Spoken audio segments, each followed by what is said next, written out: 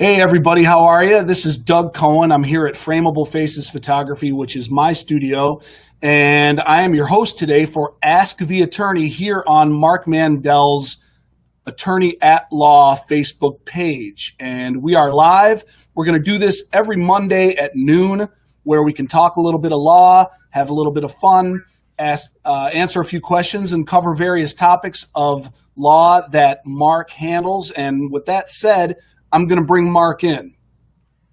Hey, Mark, how you doing? Doug, how you doing? Good to see you. I'm good. Yeah, that's a frameable face right there. Absolutely. Only the best. Only the best. So, and it's funny, as soon as we start, the mailman is at my door. So I'm in a working studio here. It's kind of a fishbowl, so sometimes I have to put up with distractions, but that's the beauty of live. Yeah, absolutely.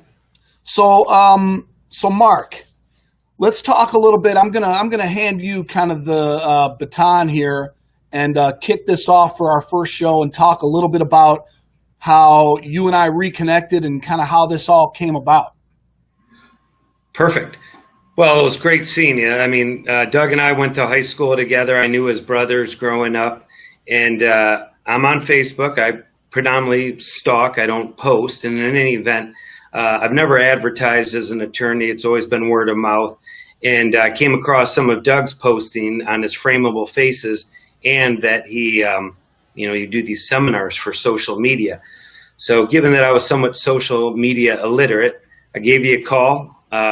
We reconnected, as they would say. And the best part about it was when I came out there and you sort of debriefed me on social media, and it was way over my head. You were extremely helpful. I sort of saw the big picture, and we probably spent about 80% of our time talking North Farmington football, preferably 1970s and 1980s, but it worked out great. So here we are on Facebook Live.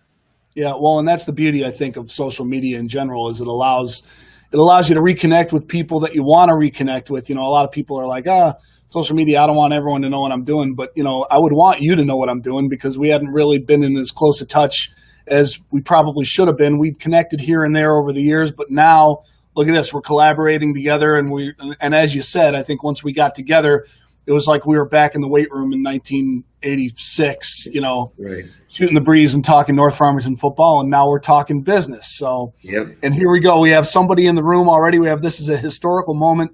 Mandell and Trump speaking at the same time. Okay. I don't know what I don't know what that comment means, but I put it up on the screen for a second. That's from George Jackson. Oh, George Jackson. I love him. So I think this is going to be a lot of fun. This is a good way for us to, share some good information about what you do and have some fun, to your point. And, the fact that we can reach people and reconnect and help people is pretty cool. And we can do that right here on Facebook Live. Talk a little bit about your experience, Mark, and kind of your areas of practice, and criminal law, and some of the things that you do, how you got into it. Give us a little bit of that background. Right, sure. Well, I've been working at the law firm as a partner of Fossone Bond. We're here in Northville on 6 Mile, just about 2 miles west of 275. I've probably been here 15 years now. Partner for probably about 12 years. Now I pretty much generally specialize in criminal defense, but historically over the past I've handled criminal work, lots of family law. I have a partner, Carla Testani, who joined our firm about 3 months ago, that's now helping out with the family law. She's doing a great job. Prior to that, my former associate, Melissa Cox, got elected to the bench on Wayne County Circuit Court, so she's a family judge down there now. Throughout the years, I've handled auto accidents, pretty much everything. The beauty of the firm that I'm at, and I've been at for years now, is that we're pretty much a one-stop shop. Jim Fossone's a corporate attorney. He ran the Detroit Water Department when all that was going on. He did a great job reorganizing it. My other partner, Paul Bond, pretty much does environmental work, brownfield redevelopment, a couple other partners. So we cover everything, and including veterans disability. So it's been a great ride, and it's been 18 years now. And you yourself specialize, and you don't necessarily touch on all of those areas. You have specialized attorneys at the firm. You have people that handle certain areas, right? You all kind of stay within your areas of expertise, and then by offering that, you can kind of work together and handle different cases where people come to the firm as a whole. But you kind of focus on your own niche within the firm, right? Right, exactly, Doug. Generally, a lot of people will call me, people that I've known for years. They'll have a problem. I'll shoot them out to the right person in the office that can handle it. But as it relates to me, it's been criminal. Historically, in the past, I represented Sam Riddle in the case out of Detroit, got a lot of TV publicity.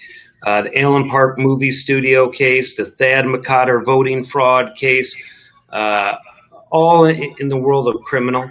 And if you go to my our firm website, fb-firm.com, fb-firm.com. I'll click put that on. screen. Thanks. fb-firm.com, right? Correct.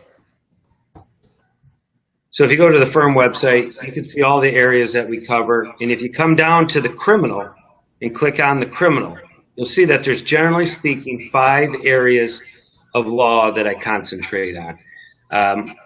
People that don't know me, maybe you meet at a restaurant or something, you start small talk, they'll often say, like, well, how can you represent criminals?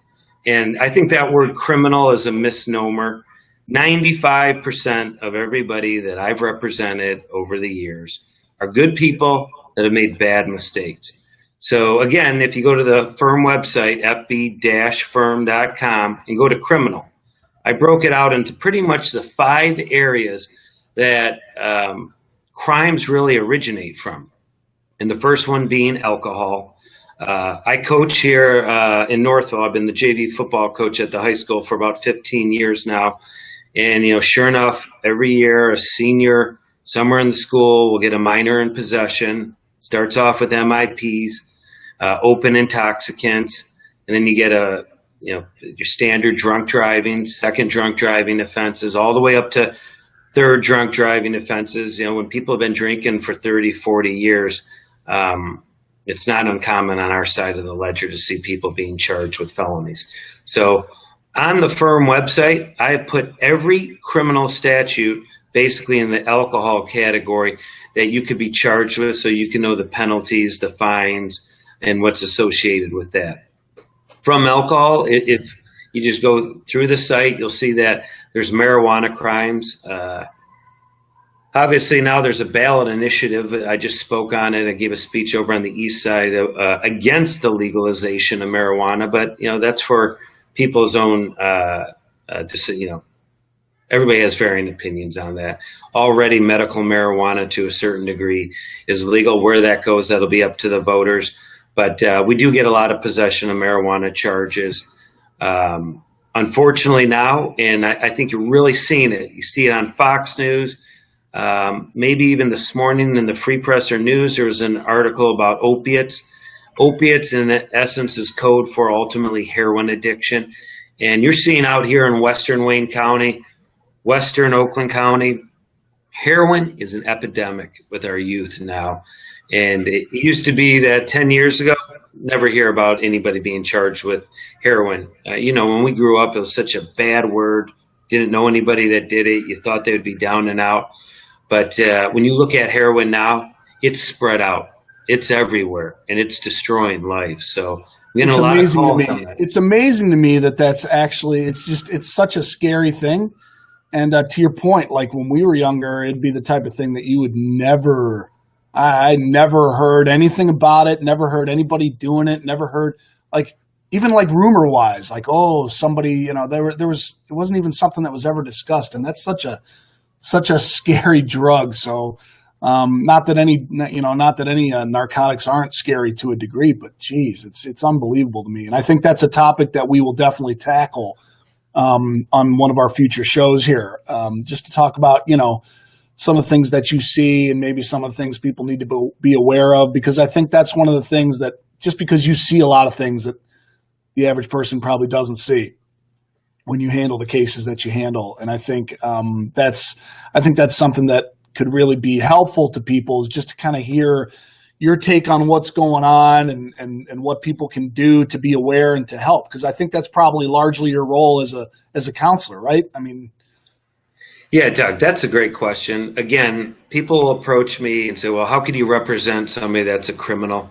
And I always say there's two types of cases. There's the case that's going to go to trial. And if you're looking at a case that's going to go to trial, I'm only taking a case to trial if the person's innocent. Or alternatively, they better not, the prosecution really better not be able to prove their case beyond a reasonable doubt. That doesn't happen as much. You know, what you see on television or you read in the newspaper, there's not a market out there of murderers hiring criminal defense lawyers. And I don't mean to laugh at it, but that's not where 95% of what a criminal defense lawyer is doing. The 95% is really on the other side of the equation, what I call damage control. And that's the person that gets their first offense, drunk driving. The worst thing they could ever do is what I would say, go to a barroom lawyer. That's your buddy sitting next to you, having a drink, saying, hey, you shouldn't take the test or you should take the breathalyzer. That's the wrong advice. And one thing that us lawyers always will say to other people, like if you had to get a tooth pulled, you're going to go to a dentist. You're not going to have your buddy pull it out. And that holds true in the practice of law. A lot of good people are making bad mistakes. It doesn't make you a bad person necessarily. My goal is to put them in a position to take a bad situation and turn it into a positive. And you want to be able to present that, Doug, in front of the judge. You don't want to go in front of the judge on whatever you're there for criminally and not being proactive if you're guilty. And, you may need to I have a wealth of resources. Good friend of mine, Scott Macy, runs works up at Brighton Hospital. I send a lot of clients to him, clients to a guy named Rod Peterson. These guys are experts. I sit down with them and my client if it's a substance abuse issue, and we put our client in the best position in front of the judge. So I don't want to say that the judge will go easy, but the judge could have empathy and understanding and know that the person's trying to, help himself. And that makes a big difference, Doug. So I talk a little bit about, I don't want to get too far off track, but I thought it was interesting your comment about the different judges, that process, like where a judge might have empathy for a case or might have empathy for a client or maybe not in a different case. Like how much of that, these are topics I think that we'll cover as we go down the road, but your relationships, like how much can you talk without talking to any specific judges? Like how much does that come into it in terms of how you present or interact with a judge in a courtroom scenario? Like how much of that goes into, strategy and approaching a case? Well, that's huge. And it's very important that the attorney knows how the judge, from a criminal standpoint, sentences. And, I'm just going to say it in generality terms, but there's all kinds of judges out there.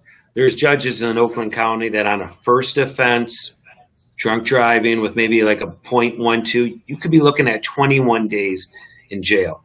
There's other judges out there over here in Wayne County that, it's going to be probation and there's not going to be jail. There's other judges that don't want to see defendants stand up in front of them without attorneys because they know they're not taking it serious.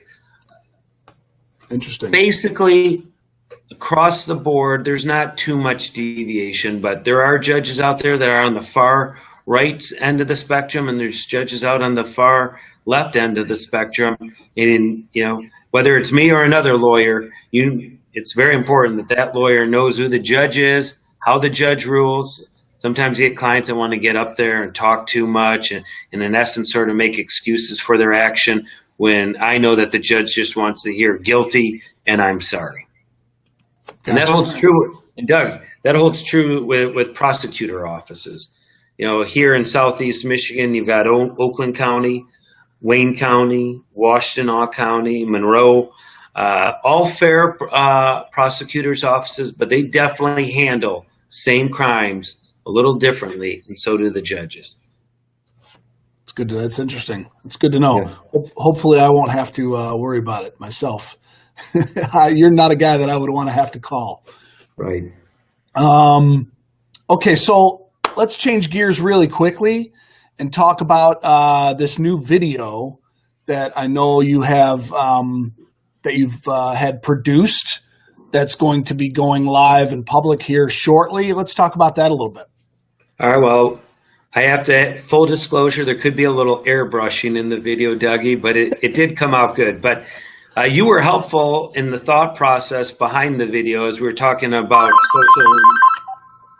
Sorry about that. Yep, no problem. As we were talking about social media, and as I was learning about social media, and as you scroll through people's web pages, or as I even looked at Frameable Faces in your web pages, people are so visual with their eyes. And to, in my case, look at an attorney's profile. Yeah, you can again go to fb-firm.com and click under attorney and look at my profile. But probably after the first paragraph, you're done reading it. And across the board, if you look at all attorneys, they're all going to say nice things. So you and I were on the concept of visualization, and everybody has such a short attention span now. Like even when I'm on Facebook and doing what I call my Facebook stalking, looking at everybody else but myself and not posting, I probably go through 50 people in 4 minutes. There's so much information out there. People don't necessarily want to read it now. They want to visualize it. And I went out and at the recommendation of a couple of friends in our discussion, had Kim Adams, who used to be with Channel 4 as a weather woman there at WDIV, and she produced, in essence, a 2-minute video of, in some respects, everything we've said condensed down to 2 minutes. And it'll be a good place that you could just click on, take a look at it. In essence, it sort of summarized our first conversation here. And if you have a friend that needs an attorney, you can forward it to them, and it's right there. And I feel very confident they're going to get a feeling like as if they almost know me. Yeah, well, and it's good because you're a good-looking guy. So, come on, Doc. That's funny. Not as good looking as that frameable face right there that I'm looking at. Right.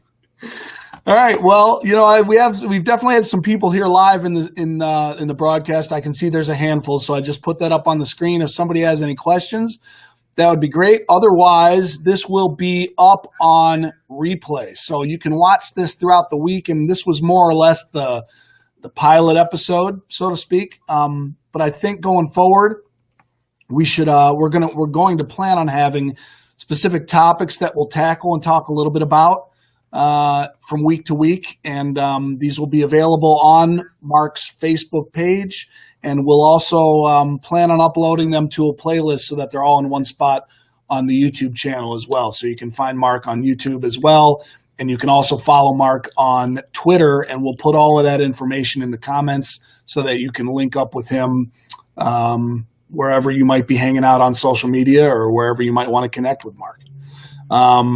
That's really all I have for now, unless you I'll just say I want to thank you again, Doug.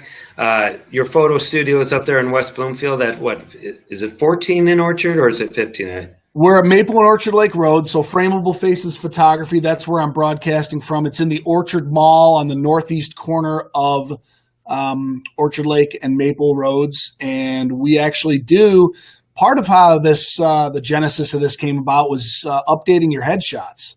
So the headshot that you see of Mark in the logo, in the little graphic for the show, that's a headshot that we did for Mark here.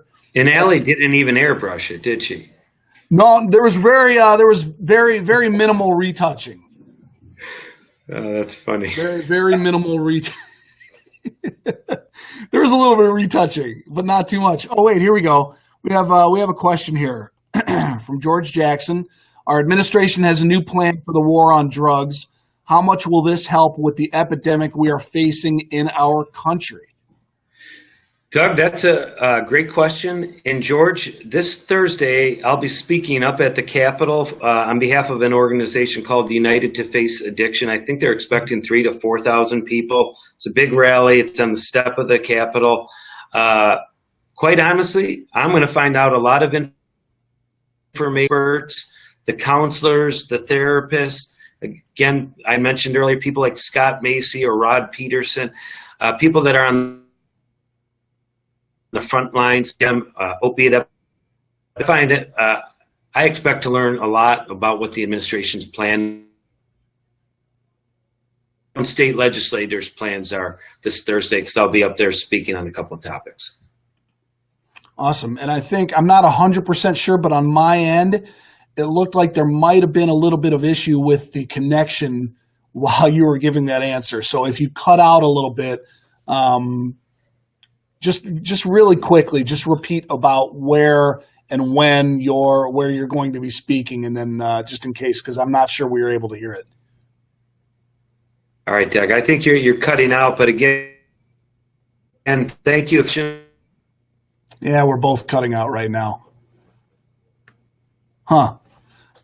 Directly, my cell phone's there. Thank you.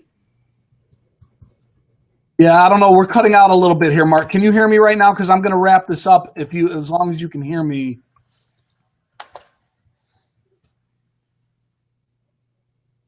Can you hear me? Okay. Well, here we go.